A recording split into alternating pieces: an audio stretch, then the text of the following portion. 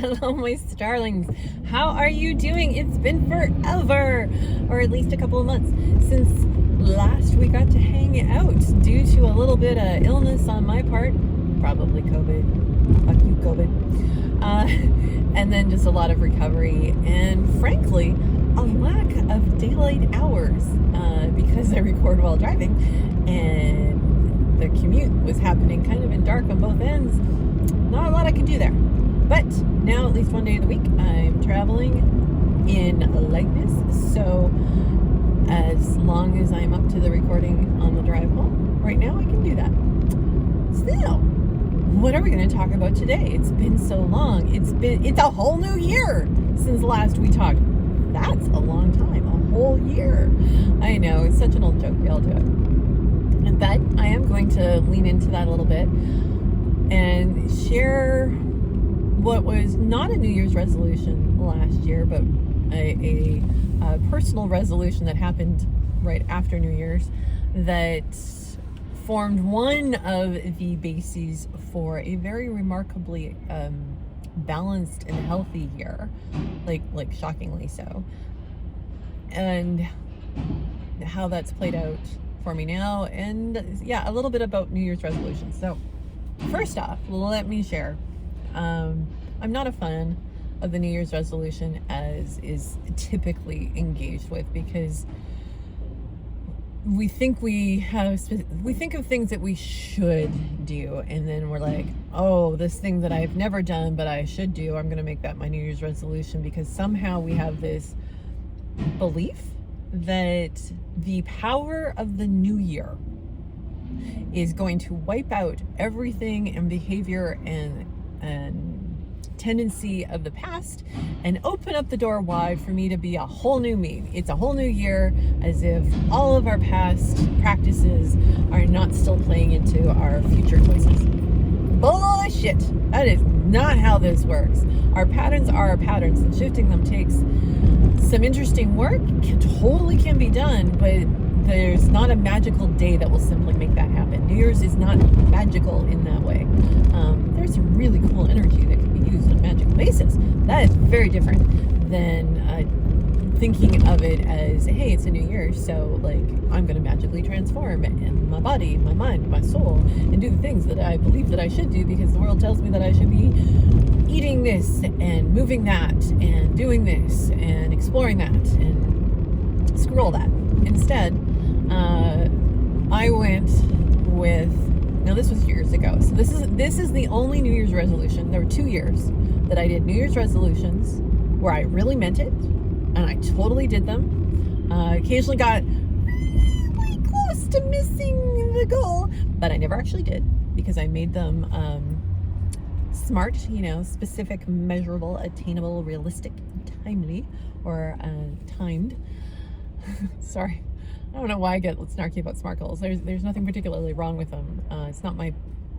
It's a good framework in certain ways, but it can be really grown from other directions as well when it comes to goal setting.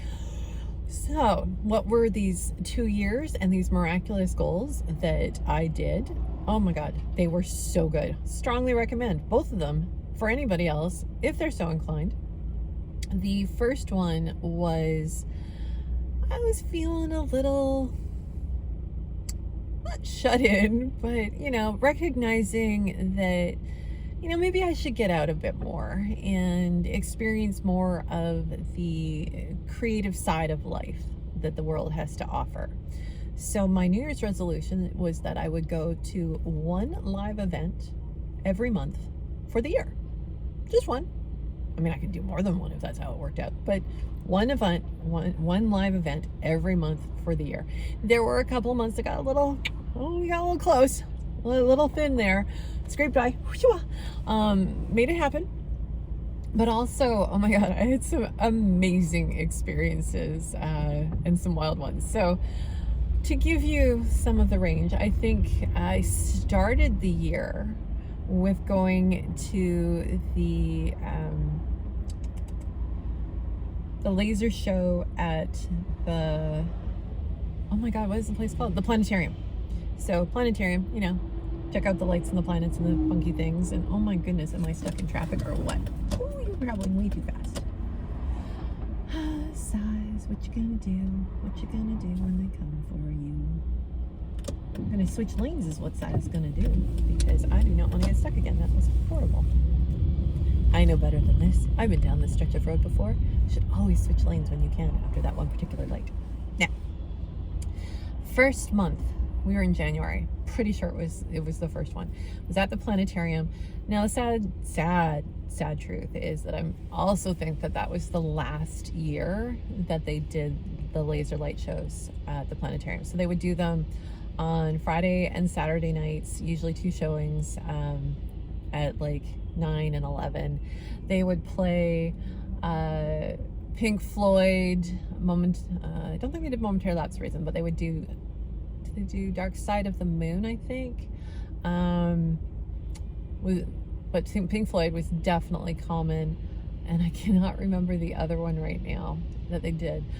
But we went, and were there intoxicants? Yes. I went a couple of times in the last year, but I definitely know we were there that last weekend, and we had cookies. I think we had cookies the last time we went, but I had also gone fairly recently and close to that on mushrooms. Highly recommend, if you ever get to do a laser light show at a planetarium, mushrooms are the way to go. Oh yes, without a doubt, without question. Absolutely glorious. The visuals are stunning. So there we are. It was a great event, and one of my favorite lines, and I'm going to share it because it just delights me so. Because I mean, it's in Vancouver, British Columbia. You know, weed capital, something. It's got to be. We like our BC bud. It's a thing. We get high a lot. Many people, frequently, and it's legal now, so extra so. But at the time, of course it was. It's not. I don't know how much the volume of smoking has actively changed since legalization. Probably some, but not as much as you might think. So, we're in there, and as the guy's getting ready to go, he's doing his intro talk, which he has done hundreds of times before. And he goes through and he's like, and there's absolutely no smoking whatsoever inside the planetarium at any time. You should have done that in the parking lot. And it was just this, one, you should have done it in the parking lot. And we all knew he wasn't talking about cigarettes. That's not what no, he was talking about the pot smoking. If you were going to be high, you should have done that. Or, in our case, bring cookies. Because also advantageous, because you know, maybe you shouldn't eat in the planetarium either, but really easy to eat in the hall while you're waiting. And extra long, processing time because you eat it instead of smoking it. Anyhow, I digress. So that was, I think, the first event. And then to give you some, I don't remember all of them off the top, but there are some great highlights. To give you an idea how things played out, there was, I went to the aquarium one month, I think it was in the summer, and the Beluga Whale Show was the live event for that month. There was a trip down to San Francisco. It was for the Pagan Podcast meetup that happened for a couple of years in a row, way back when. And so that's why we were down there in San Francisco, was for the meetup. And while we were there, I'm like, was for that? I'm like, yes, the only time that I've been to San Francisco was for that. Okay. While we were there, there was a parade. So, parade. You could also say that the bus tour that we went on also counted. But I rather liked the parade. We also had some air show happening. It was a very eventful day. It was just live events everywhere. I attended, if you will, my first opera, of which I've now been to 2, and I will say I'm not really an opera person, I'm thinking. Interesting. I'm glad I had the experience. But I did enjoy Evil Dead the musical, sitting in the splash zone, a little bit more than I did the opera. I did enjoy my second opera better than the first, I think. Yeah, I mean, those are the ones that come immediately to mind. I was trying for a mix of, play and music and whatever it was, whatever fell under that category, something live, so that I was engaging with the magic and the art that is created in the world. So that was really great. It was a great year. So I did it again, not the same resolution, different but similar-esque resolution, in that it was a once a month for a year. I would make a new to me recipe, something I'd never made before. It didn't have to be hard. It didn't have to be extravagant. It was just one new recipe a month for the year, which I did. And while for the most part, I don't remember what I made. It was before I was gluten-free, so I had more options back then. There was something that involved making like a Bavarian cream, or like this massive eclair-esque thing that on some levels went wrong, but on other levels was tasty. The crowning achievement of that year, par excellence, undoubted, unquestioned, unrivaled, were the mini lasagnas, where you use wonton wrappers in place of the noodles, and you layer them. You layer the lasagna the same as you always would, but you do it in a muffin tin. So you use the wonton wrapper as the pasta, and then you layer in your meat, your sauce, your cheese, and stuffs, and then a wonton wrapper and layers, and then a wonton wrapper and whatever, cheese on top. So good. Oh my god, so good. Little handheld mini lasagnas. Love that. Unfortunately, wonton wrappers, gluten, so there went that happiness afterwards, but totally worth it. These to me are wonderful New Year's resolutions. Strongly recommend that kind of engagement. Now, if you're looking for a little bit more practical, I want to improve my life in some fashion, I was at Spark 2026 this year and Spark 2025 last year, which is going to come into play again in a minute, which is, start of the year, free workshop by Ali Abdaal, Abdaal, author of Feel Good Productivity, which is one of my favorite product. Like, I bought that productivity book, which is rare for me. I have also bought books from speakers that he had at Spark last year and again this year, as just being very interesting, a lot of brain sciencey stuff combined into how we work and are productive. Super fascinating. So one of those is called Tiny Experiments. Cannot remember the author's name. I'm really kind of impressed with myself for getting Ali Abdaal's name, but also far more YouTube episodes and stuff that I've seen with him. Anyway, Tiny Experiments is a great approach, moving away from goal setting per se, and instead moving into an experiential and curious mindset that goes, instead of trying to reach a particular place, go, what if I make a change? What if I change this one thing? And so I do this one thing for a period of time and see what happens. See if it worked out for me, see if I liked it, see if I want to keep doing it, if I want to do more, less, different. And by doing these experiments that have very low,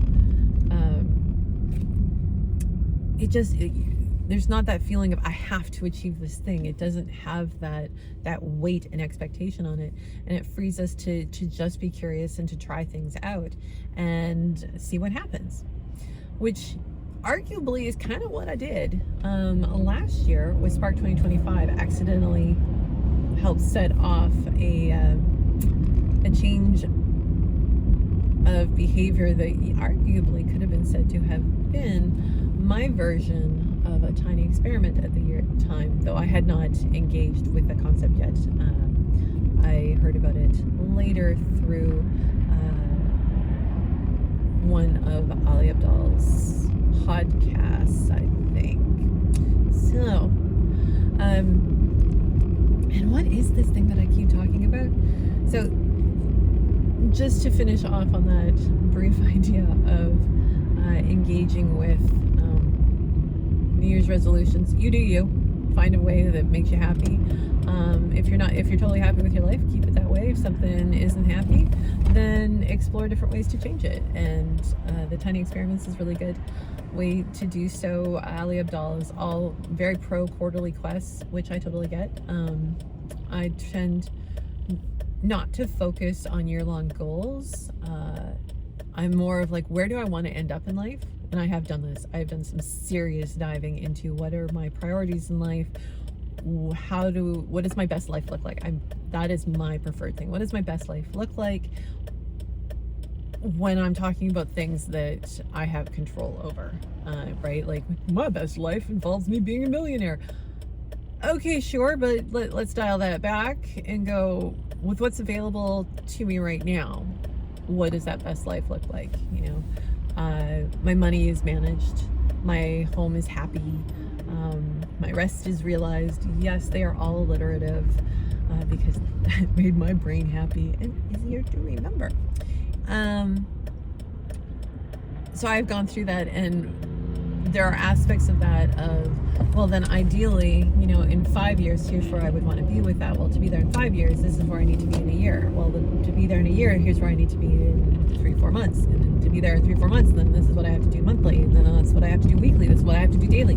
So I backworked it and then put things into place and have allowed them to flourish, because it's those daily little steps that take us actual places. And sometimes that has worked well for me. Sometimes, I have a lot more aspirations than I have the time and ability to make happen.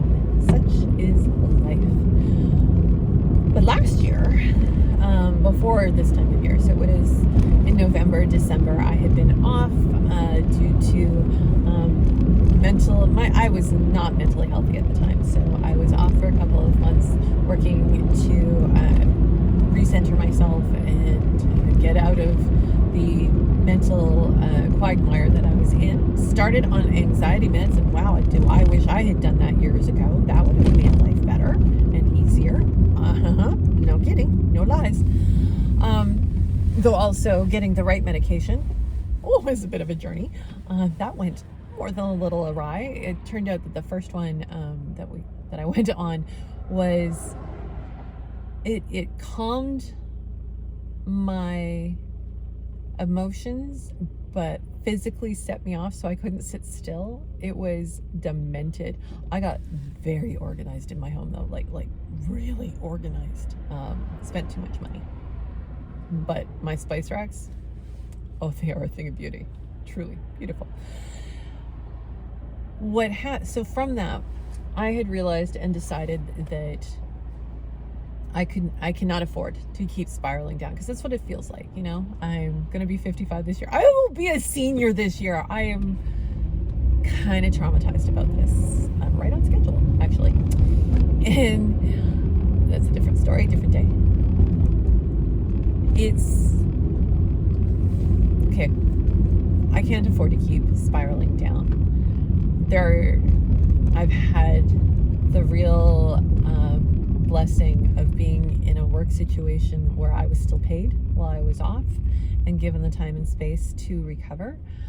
That is not something to take for granted or abuse or think, I can just keep cycling through this and it'll keep working out. It's like, I can't. Every time hits me harder, sooner. Recovery is harder because I keep spiraling down. So I'm like, okay, the number one thing is rest. That is my most critical failure, is in feeling rested. And I have been through a sleep study. I have had the electrodes all over the heads and things, where you're trying to sleep with all of these wires coming out of your head. It's a thing. In a room that was too cold. Thank you very much. Very clinical, very strange experience. Did I sleep? Yes, actually. Turned out my sleep was perfectly fine. So my non-restorative sleep situation was not explainable through that. But they did go through sleep hygiene, which hopefully you are already aware of and are already doing. Some of it is very familiar now, like no screens for the last, X period of time before bed. Try and have a ritual. Ideally going to bed at the same time. All that kind of stuff. Leaving your bedroom bedroom just for sleeping things, not doing other things like watching TV and reading and stuff. Things that keep you more active, not so good in the bedroom. If you have trouble sleeping, you want it to, everything about the experience about going into the bedroom and into bed to be steps that are about going to sleep, not so that all of the reinforcement happening to you physically is about that, as opposed to I go in my bedroom and then I play video games for 2 hours and then I go to sleep, because now the association with being in your bedroom is also with video games, which is not calming and therefore not conducive to helping support sleep habits. Not what I was trying to do at the time. Instead, no napping is another big one, because napping just does not help. It can often set things off even worse. The one big one that I had not tried, not done, did not think was possible, was not going to do it, was getting up at the same time every single day. Well, January 5th of 2025, I went to Spark 2025, the Ali Abdaal workshop, which he was running from Hong Kong. And I don't know what times he was doing it for him, but for me, it started at 5 a.m. in the morning. So I was up at 5 a.m. on a Saturday because, you get paid, you could get the recordings, but you want free, you show up. So I showed up for my free attendance, and it was good, and it was worth it. And I actually worked through quarterly quests for the whole year. So total win in that sense. And because I had this, not just intentionality, or if you will, intentionality with capital I had made a capital D decision that I need to spiral up and I need to do real changes that will affect this. You could say that I started a tiny experiment, or you could say that I made a capital D decision, however you want to phrase it. I decided that I would get up at the same time every day from that day forward. Now, I tried, I don't know if I tried 5:30. I think I was stuck with the 5. And then, because, why, you say? Because if you're getting up at the same time every day, you have to take the day that you have to get up earliest. And that's the time every day. It has to be, because if it's the same time every day, then what days are you up the earliest? Now you're getting up that time every day. And I know it sounds really horrible, but honestly, I think it was definitely less than 2 weeks, and it might even have been less than a week. And the rhythm started kicking in. And I will say that there are still a fair number of mornings where I'm like, I hate mornings. I am not a morning person. Also, sleep psychiatrist has confirmed I am a night person. I have earned that label. It has been given to me by a professional, a specialist, who says I am a night person. And I am up, not even at 5, because reasons. I am up at 4:30 a.m. every single day, without fail. Christmas Day, New Year's Day, birthday, doesn't matter. Every weekend, every single day, 4:30 a.m. I get sick, I still get up at 4:30 a.m. because my additional side rule or guideline is that I have to be up for a minimum of an hour, and that's only if I'm sick.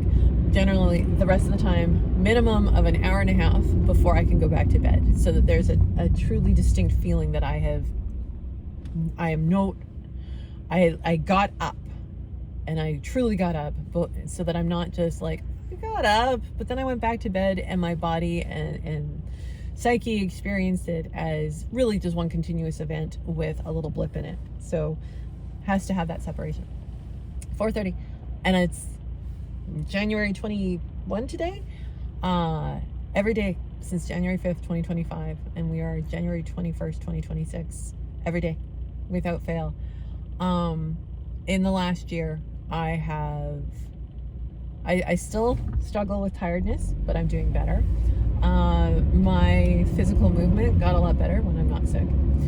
I've been sick decidedly less, though that November 1, looking at you, COVID, you were an asshole. Not that I had tested, so I mean, I could be blowing smoke up COVID's ass, but I feel like it's earned it anyway, so whatever.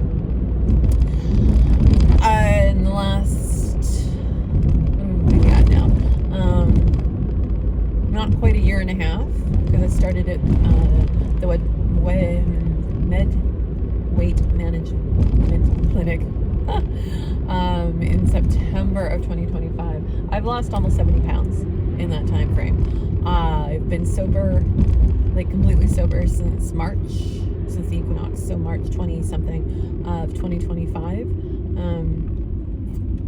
I have done things that I never thought were possible, and while I do think that lowering some of my stress at work, though also I've had some serious stress at work in the last year.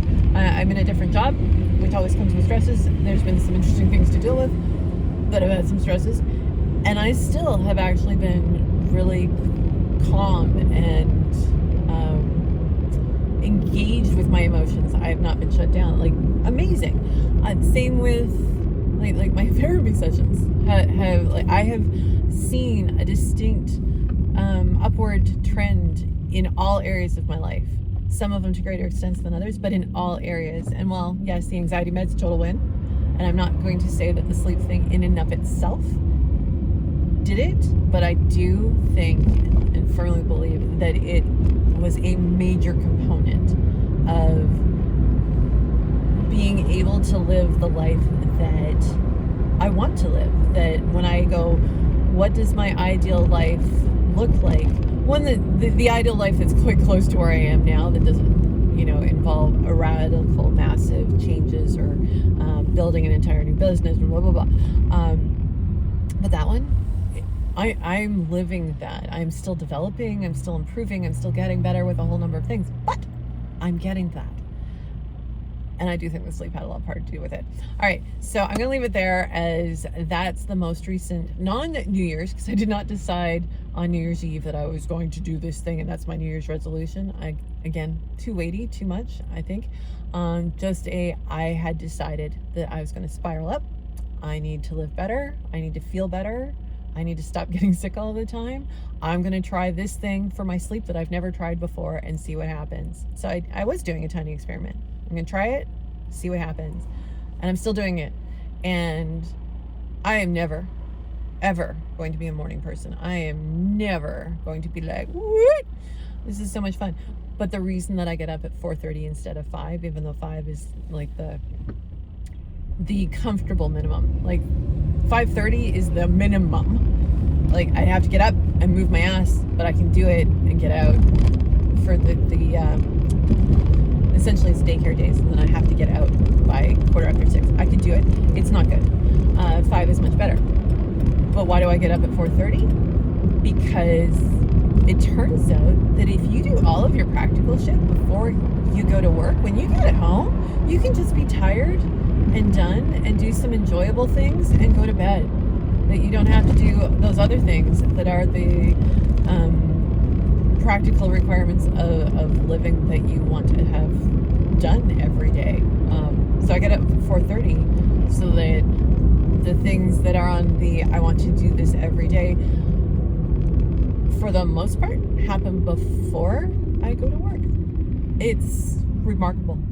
Probably something that I will talk about more on another day, but I'm going to leave you with that thought. Have some tiny experiments, explore possibilities in life, and if you're going to set yourself, a challenge or a resolution, make it something that takes you towards something enjoyable, like trying new food, exploring creative venues, see some new art, whatever it may be. Go towards something that has the possibility of enchanting you and enjoying, and rather than trying to reshape yourself in something that you don't actually have a desire for.